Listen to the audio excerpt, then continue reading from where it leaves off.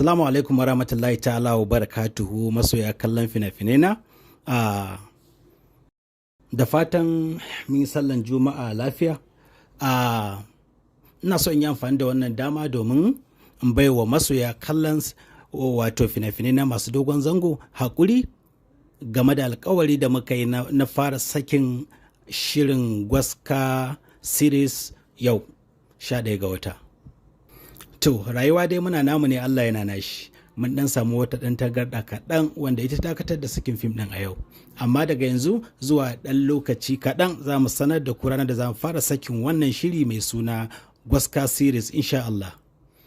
Sannan masoyana masu kallon shiri na Asin da Asin, muna karanta comment ɗinku, muna sauraron ƙorafinku baki ɗaya, kuma insha Allahu komai zai daidaita. Masu ƙorafi akan talla yayi yawa, da masu korafi akan wasu abubuwa da aka samu kuskure a cikin shirin, duka mun karanta comment ɗinku, kuma insha Allahu za mu yi ƙoƙari mu gyara. A yi ta haƙuri da mu. Na gode.